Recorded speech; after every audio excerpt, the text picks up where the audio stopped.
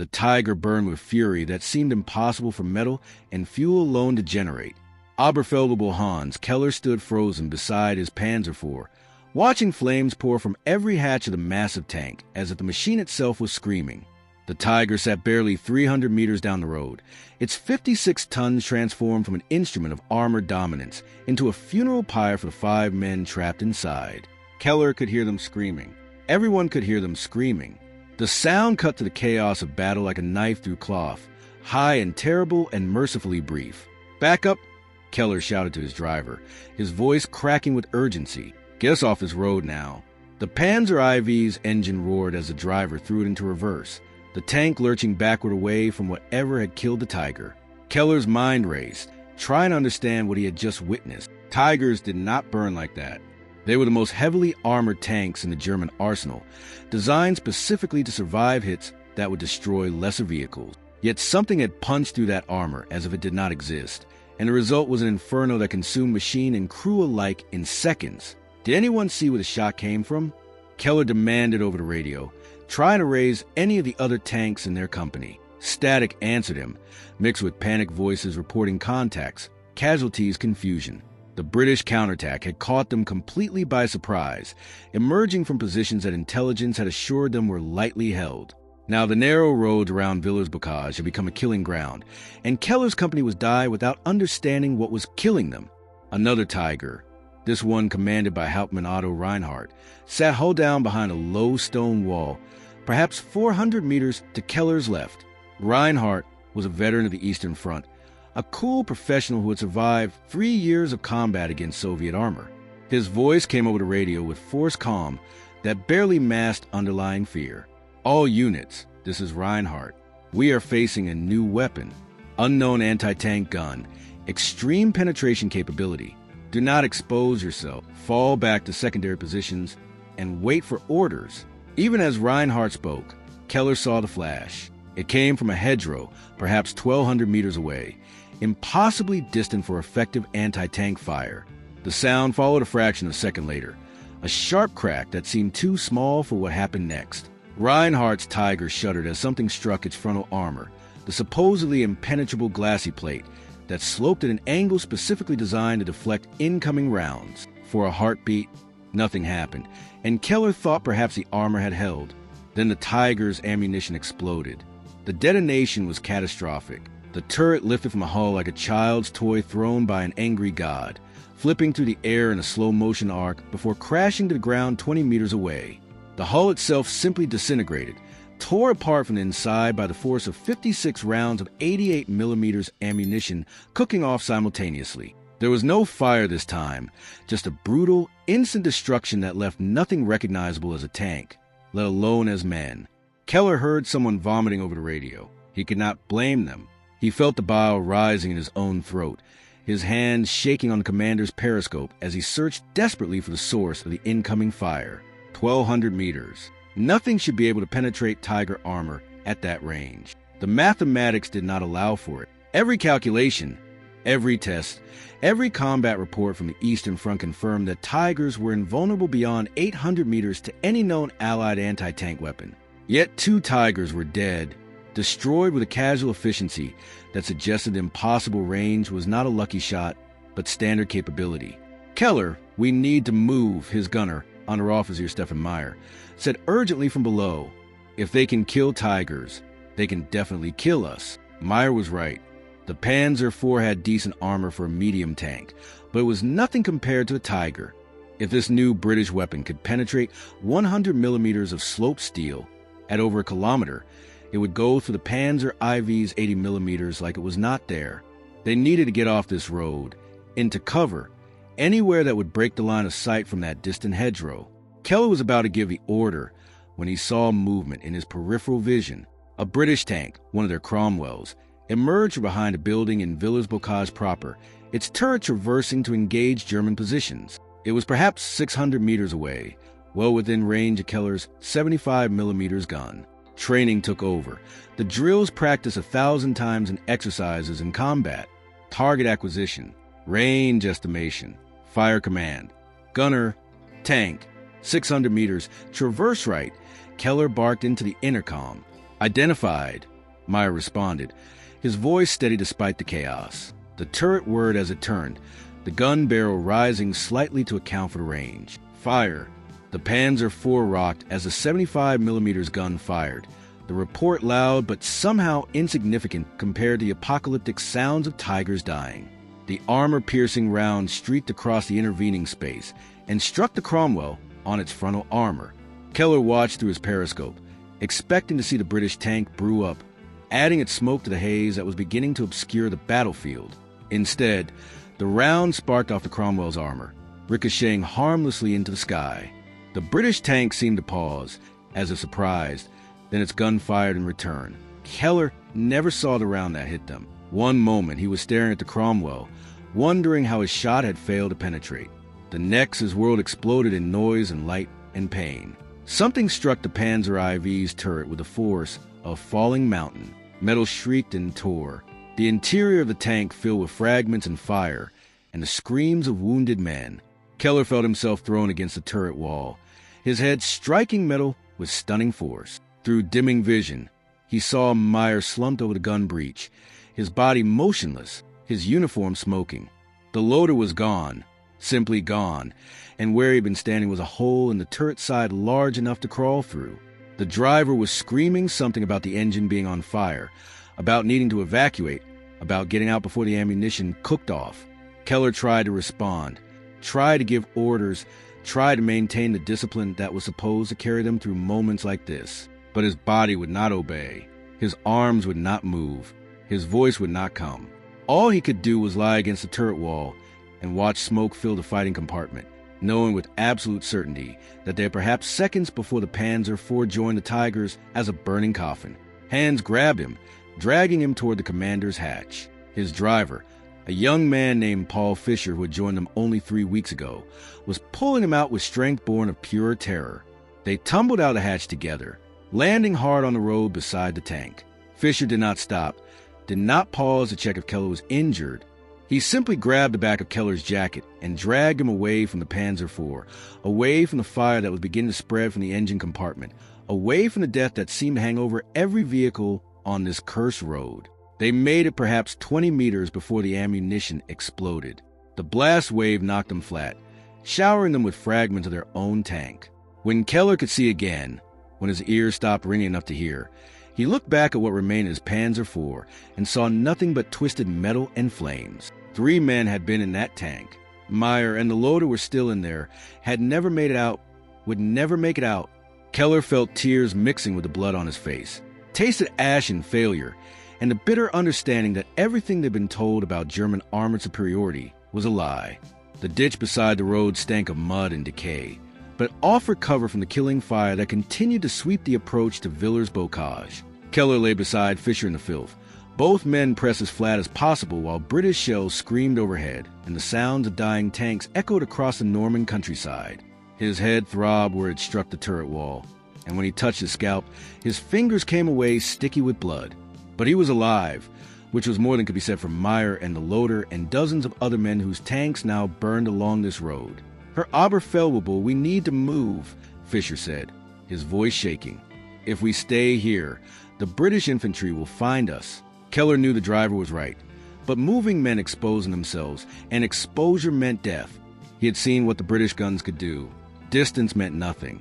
Armor meant nothing. Even the mighty Tigers, which were supposed to dominate any battlefield, had been destroyed with casual efficiency that suggested their reputation had been built on fighting inferior opponents with inferior weapons. Whatever the British had brought to Normandy, it had changed the fundamental calculus of armored warfare.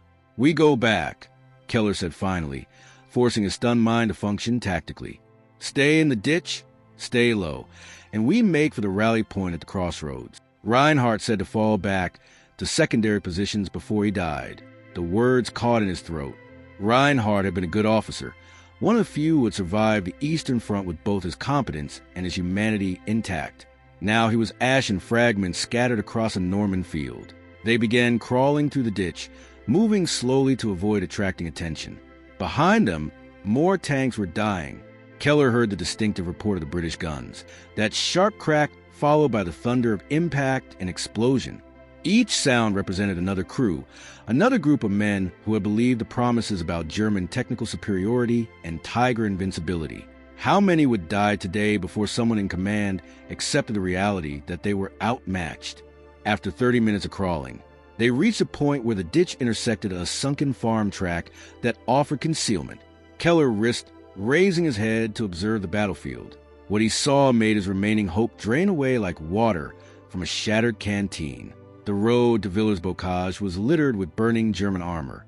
He counted at least 8 tanks destroyed, including 3 Tigers. The British had established positions in the town and in the hedgerows surrounding it, creating interlocking fields of fire that made any approach suicidal. And they were doing it with weapons that could engage effectively at ranges where German return fire was useless. "Look there," Fisher whispered, pointing toward a hedgerow perhaps 1,500 meters away. "I see something moving." Keller followed his gaze and saw what Fisher had spotted. A gun barrel protruded from the hedgerow, longer and thinner than the standard British tank guns he was familiar with. As he watched, the gun fired, and another German tank on the far side of the battlefield erupted in flames. The sound of the shot reached him a moment later, that same distinctive crack he had heard before. This was it. This was the weapon that was tearing them apart. "That is not a tank," Keller said, his engineer's eye analyzing what he could see. "It is towed. Anti-tank gun, but like nothing we have faced before. The barrel length suggests extremely high velocity. That would explain the penetration at range." Fisher stared at him. "How do we fight something like that? Our tanks cannot get close enough to engage effectively. And even if they could, our guns seem useless." It was a good question, and Keller had no answer. The tactical situation was impossible. The British had positioned their new guns to cover all the approaches to Villers-Bocage. German armor could not advance without being destroyed at ranges where they could not effectively return fire. Infantry assaults without armor support would be massacred. Artillery might work, but finding the exact positions of well-camouflaged guns in the Bocage terrain would require time and ammunition that the German forces in Normandy did not have. They were trapped by technology, by an enemy who had solved the problem of German armor superiority through superior engineering rather than superior numbers. A voice called out from behind them, speaking German but with an unfamiliar accent. Both men spun, Keller fumbling for his pistol, but the speaker raised his hands to show he was unarmed. It was a German soldier, but not from their unit. His uniform marked him as Waffen-SS, and the insignia on his collar identified him as part of the 12th SS Panzer Division. He was young, perhaps 18, with blood staining his jacket and a wild look in his eyes. "Are you from the company that was hit on the road?" the SS soldier asked. "What remains of it?" Keller replied. "Who are you?" "Sturmmann Klaus Weber. My Panther was destroyed an hour ago. Crew all dead except me." He slid into the ditch beside them, breathing hard. "Have you seen what they're using? The British?" "We have seen what it does," Keller said. "We have not gotten close enough to identify it precisely." Weber laughed, a sound with no humor in it. "I got close. Too close. It is called a 17-pounder, according to the markings on the gun I saw before my tank was hit. New ammunition type. Something they call APDS. Armor-piercing, discarding sabot. The round has a small, very dense core that separates from a larger sabot after leaving the barrel. Extremely high velocity, extreme penetration." Keller absorbed this information, his mind automatically calculating the implications. A subcaliber round using a sabot system would achieve velocities impossible for conventional ammunition. At those velocities, even a small projectile could defeat heavy armor through sheer kinetic energy. It was brilliant engineering, the kind of solution that German designers should have developed, but had not because they were too confident in their existing advantages. "How do you know this?" Fisher asked suspiciously. "Before the war, I was studying engineering at university," Weber replied. "I understand weapon systems, and I am telling you, what the British have created changes everything. Our armor advantage is gone. The Tiger is no longer invincible. The Panther is vulnerable. Even at ranges we thought were safe, they can kill us with impunity." The 3 men sat in silence, each processing the implications in their own way. Around them, the battle continued, though the volume of fire was decreasing as the surviving German tanks withdrew or were destroyed.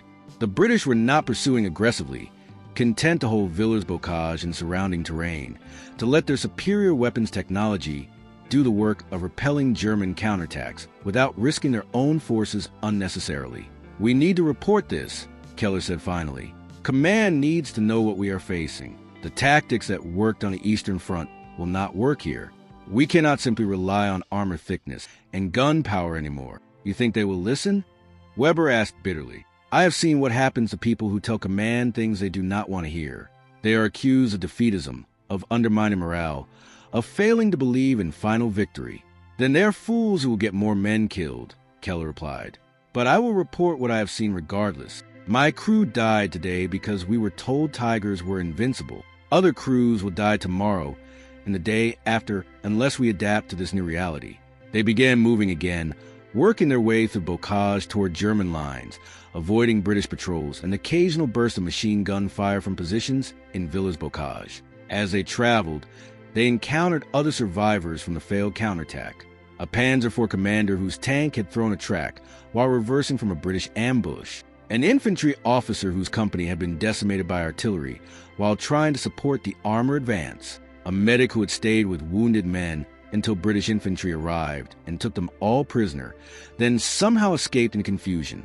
Each man had the same story to tell. The British had stopped them cold, not through superior numbers, not through better tactics, but through technological superiority that had negated every German advantage. The myth of Tiger invincibility had died today on the roads around Villers-Bocage, killed by a weapon that could reach out across a kilometer and punch through armor that was supposed to be impenetrable. And if the Tigers were vulnerable, then every other German tank was even more so.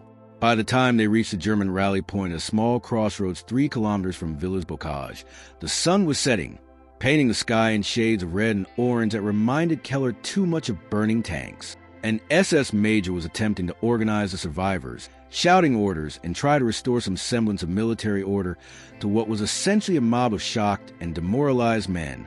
When Keller approached to make his report, the major waved him off impatiently. "I know what happened. Unbelievable. We lost tanks. We will get replacement tanks. This is war. Losses are expected. With respect, Her Major, I do not think you understand," Keller said carefully. "This was not a normal engagement. The British have a new weapon that can defeat Tiger armor at ranges exceeding 1,000 meters. Our tactics need to change, or we will lose every tank we commit to this sector." The Major stared at him with the kind of contempt that certain SS officers reserve for anyone who questioned their understanding of military reality. "Are you suggesting that German armor is inferior to British armor, unbelievable?" Keller chose his words carefully, aware that the wrong phrase could see him arrested for defeatism or worse. The SS Major stood before him with barely contained fury, clearly looking for any excuse to make an example of someone for the day's failures. Around them, exhausted survivors huddled in small groups, their faces reflecting the trauma of watching invincible tanks burn like kindling. "I am not suggesting inferiority, Her Major," Keller said evenly. "I am reporting observed facts. The British 17-pounder gun, firing a new type of ammunition, can penetrate Tiger frontal armor at extreme range. This is not opinion. This is demonstrated capability. 3 Tigers from our company were destroyed at distances between 800 and 1,200 meters. I witnessed it personally." The Major's face reddened. "Impossible. Tiger armor is 100 millimeters thick on the glacis, sloped at optimal angles. No Allied gun can penetrate that at such ranges." "And yet they did," Weber interjected, stepping forward despite Fischer's warning hand on his shoulder. "I am Sturmmann Weber, 12th SS Panzer Division. My Panther was also destroyed by this weapon at approximately 1,000 meters. The round penetrated our frontal armor, traveled through the fighting compartment, and exited through the engine deck. For my crew died instantly. The physics are clear. High-velocity subcaliber projectiles can defeat any armor through kinetic energy alone if the velocity is sufficient." The Major looked between them, his anger warring with the evidence of his own eyes. Behind him, the crossroads was crowded with damaged vehicles and wounded men, testament to a defeat that could not be explained away through appeals to German technical superiority. Finally, he seemed to reach some internal decision. "Wait here," he ordered, then turned and walked toward command half-track parked beneath a camouflage net. "You should not have spoken," Fischer whispered to Weber. SS officers do not like being contradicted, especially by enlisted men. Weber shrugged, exhaustion evident in the gesture. We are all going to die anyway if we keep sending armor against those guns. Someone needs to tell the truth, even if it gets me shot. At least that would be faster than burning alive in a tank. They waited in tense silence while the major made radio calls from a half-track. Other survivors drifted over, drawn by the promise of authority and orders that might make sense of the chaos they had experienced. A Panzer IV driver whose commander had been killed by a headshot when a British round penetrated their turret. A Tiger loader who had escaped his burning tank with third-degree burns covering his arms. A reconnaissance trooper who had watched the entire battle from a hidden position and had counted 17 German tanks destroyed in less than 2 hours. Each man's story added another piece to mosaic of disaster. The British had not just stopped the German counterattack. They had shattered it with a casualness that suggested they were not even operating at full capability. Their new gun had changed the tactical equation completely. German armor, which had dominated battlefields from Poland to the gates of Moscow, had been reduced to expensive targets for weapons that could kill from ranges where return fire was ineffective. The major returned after 15 minutes, his expression unreadable. You, Oberfeldwebel and you, Sturmmann Weber, you are to report to Hauptsturmführer at divisional headquarters immediately. A vehicle will take you. The rest of you remain here for reassignment. They climbed into a Kubel wagon with a driver who said nothing during the 30-minute drive to the divisional command post, established in a stone farmhouse 3 kilometers behind the front lines. The building showed signs of hasty fortification, with sandbags piled around the entrance and a communications antenna extending from the roof. Guards checked their papers before allowing them inside, where they found organized chaos. Officers hunched over maps. Radios crackled with reports from forward units, and the air was thick with cigarette smoke and tension. Hauptsturmführer was not what Keller expected. He was older, perhaps 40, with the weathered look of a veteran who had seen too much combat. His uniform was clean but worn, and unlike many SS officers, he wore no decorations or medals despite the veteran's ribbon that indicated Eastern Front service. When they were shown into his makeshift office, he looked up from a detailed map of the Villers-Bocage area and gestured for them to sit. "Tell me everything," he said without preamble. "Leave nothing out. I want to understand exactly what happened out there." For the next hour, Keller and Weber described the battle in detail. Steiner listened without interrupting, occasionally making notes on a pad, but mostly just absorbing the information with the focused attention of someone who understood its significance. When they finished, he sat back and lit a cigarette, offering the pack to them. Keller took one gratefully. It was the first he had smoked since before the battle, and the harsh tobacco tasted like civilization. "You are not the first to report this," Steiner said finally. "We have received similar accounts from 3 other units that engaged British positions today. Combined, we lost 23 tanks, including 7 Tigers, against an enemy force that our intelligence estimated at perhaps 30 tanks and a handful of infantry companies." He paused, taking a long drag on a cigarette.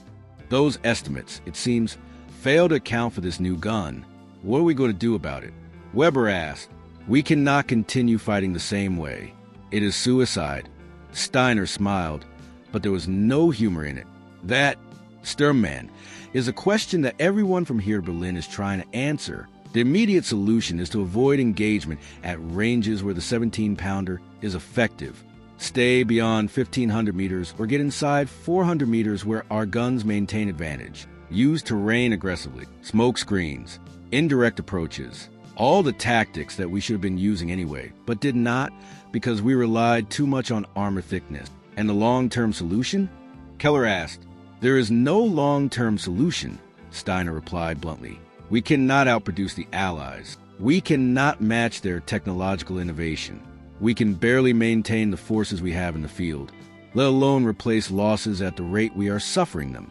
The strategic situation is hopeless. The tactical situation is impossible. And yet we are ordered to hold Normandy, to throw back the invasion, to achieve victory through willpower and sacrifice." The room fell silent. What Steiner had just said was defeatism by any measure, the kind of talk that could result in immediate execution under the harsh discipline of a regime that equated realism with treason. But he had said it calmly, matter-of-factly, as if stating an obvious truth that everyone already knew but refused to acknowledge. "Why are you telling us this?" Weber asked quietly. "Because you have seen the truth today, and that makes you dangerous," Steiner replied. "Dangerous to the illusions that keep this army functioning. You will be tempted to share what you know with other men, to warn them, to prepare them for what they will face. You must not do this. The machine requires belief to function.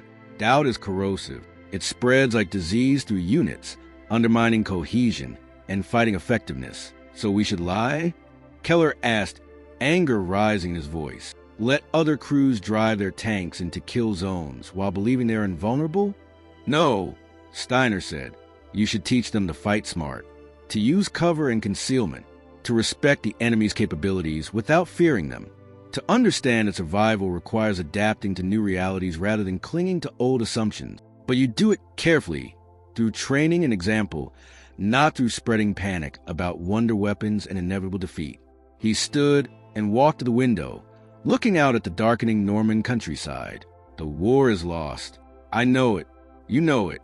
Anyone with eyes and a functioning brain knows it. But it will not end tomorrow or next week or even next month.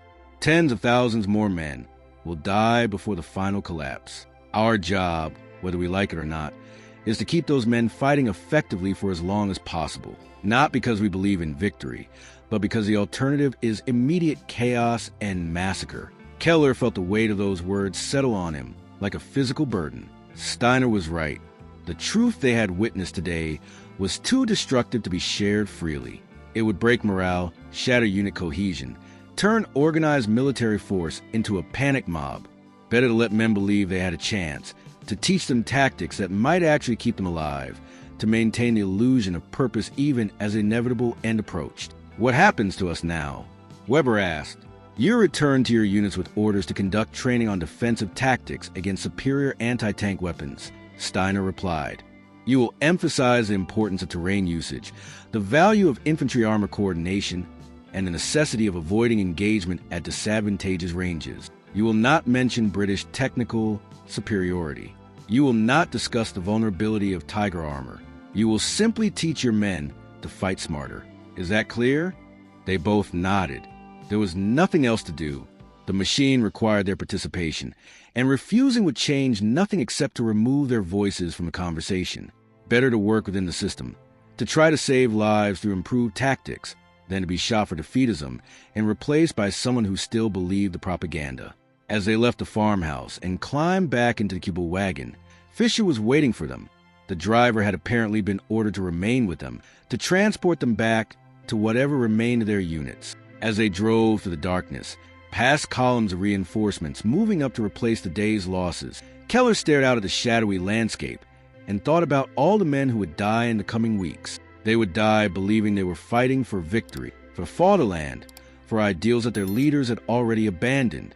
And he would help maintain that belief because the alternative was worse. 3 days after the disaster at Villers-Bocage, Keller found himself standing in front of what remained of his company. 18 men, survivors from 5 different tank crews, assembled in a small clearing surrounded by the dense hedgerows that characterized the Norman Bocage. They looked at him with the hollow eyes of soldiers who had seen too much death too quickly, who had watched their faith in German invincibility burn along with their comrades. Behind them sat 3 replacement Panzer IVs, fresh from the depot, crewed by men who did not yet understand what they would face. "We are going to talk about how to stay alive," Keller began, dispensing with military formalities. These men needed practical information, not speeches about duty and honor. What we experienced at Villers-Bocage was not an aberration. The British had deployed a new anti-tank gun across their entire front. It has longer range and greater penetration than anything we have faced before. If we fight the way we fought 3 days ago, we will die the way our comrades died. So we adapt. He had spent the previous 2 days working with Steiner and other surviving officers to develop tactical guidelines based on their collective experiences. The result was a set of principles that contradicted much of the training they had received, but reflected the reality of fighting an enemy with technological superiority. First principle, Keller continued, pointing to a crude map he had drawn in the dirt. Never engage at ranges between 800 and 1,500 meters. At those distances, Their guns can kill us, but our guns cannot reliably penetrate their armor. Either stay beyond 1,500 meters where both sides are ineffective, or close to under 400 meters where our guns maintain advantage. Fisher, now acting as Keller's driver in their replacement tank, raised his hand. How do we close distance against an enemy that can engage us at range? Terrain, Keller replied. The Bocage is our friend. Use the hedgerows, the sunken roads, the buildings, move from cover to cover. Never cross open ground unless absolutely necessary. The British have superior guns, but they cannot shoot through solid earth and stone. Make them come to us in close terrain where their range advantage is negated. He spent the next hour walking them through specific scenarios, using the hedgerows around their position as teaching tools. How to position a tank hull down to minimize exposure. How to coordinate with infantry to spot enemy positions without exposing armor. How to use smoke to mask movement. How to recognize the sound of different British guns and estimate their position. All the small tactical details that might mean the difference between survival and death. Weber joined them halfway through the training session, bringing with him 6 survivors from his Panther company. His burns had been treated, his arms wrapped in clean bandages, but he moved with the careful stiffness of someone in constant pain. He had refused evacuation to a hospital, insisting that his knowledge was more valuable at the front than his recovery in the rear. Keller respected that, even as he wondered how long Weber would last before infection or exhaustion claimed him. Show them the ammunition, Weber said, without preamble. Keller nodded and retrieved a British 17-pounder round that had been recovered from a destroyed German tank. It was surprisingly long and slender, with a distinctive sabot assembly that fell away after firing. He passed it around, letting each man hold it, letting them understand physically what they faced. This is APDS, Weber explained, his engineer's mind working even through obvious exhaustion. Armor-piercing, discarding sabot. The principle is simple but effective. A small, very dense penetrator is held inside a larger sabot that matches the gun's caliber. When fired, the sabot accelerates the penetrator to extremely high velocity. After leaving the barrel, the sabot falls away and the penetrator continues to target. Because it is smaller and denser than conventional round, it maintains velocity better over distance and concentrates its kinetic energy on a smaller impact area. The result is penetration capability far exceeding what the gun's caliber would suggest. Can we do the same? Asked one of the replacement crews, a young gunner who still had the innocent enthusiasm of someone who had not yet seen combat. Germany is working on similar technology, Weber said carefully, navigating the line between truth and acceptable information. But development takes time, and we need solutions now. So we use what we have. We fight smart. We use every advantage the terrain and tactics can provide. And we accept that we are facing an opponent who has temporarily gained a technological edge in one specific area. The training continued through the afternoon, practical exercises in movement and positioning, in coordination and communication. By the time the sun began to set, the men moved with more confidence, their actions reflecting understanding rather than rote memorization. They were not yet ready for combat, Keller knew, but they were better prepared than they had been that morning. Some of them might survive because of this training. Others would die regardless, because training could not overcome overwhelming firepower and material superiority. But he had done what he could. That evening, Keller sat with Weber and Fisher near their tanks, sharing a bottle of French wine that Fisher had liberated from an abandoned farmhouse. The alcohol was poor quality but served its purpose, dulling the edges of memories that remained too sharp for comfort. "Do you think we can hold Normandy?" Fisher asked, breaking the comfortable silence. Keller considered the question, weighing honesty against the need to maintain morale. Finally, he shook his head. "No, we will fight, and we will make them pay for every meter, but we cannot win. They have too much of everything. Too many tanks, too many aircraft, too many guns, too many men. And now they have technological advantages that neutralize what superiority we maintained. The mathematics are against us. Then why do we keep fighting?" Fisher pressed. It was Weber who answered, his voice quiet but firm. "Because we are soldiers. Because our comrades depend on us. Because the alternative to organized resistance is chaos that will consume everyone, military and civilian alike. We fight not because we believe in victory, but because it is what we do. And maybe if we fight well enough, We save a few lives that would otherwise be lost." They sat in silence after that. 3 men who had survived when so many others had not, sharing wine and watching the stars emerge in the darkening sky. Tomorrow they would return to combat, would face the 17-pounder guns and all the other instruments of modern warfare that the Allies could bring to bear. Some of them would die. Perhaps all of them would die. But tonight they were alive, and that was enough.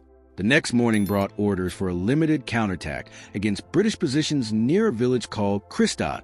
Intelligence reported that the British had overextended, that a sharp blow might disrupt their advance and buy time for German reinforcements to arrive. Keller read the orders with growing dread, recognizing a language of desperation disguised as tactical opportunity.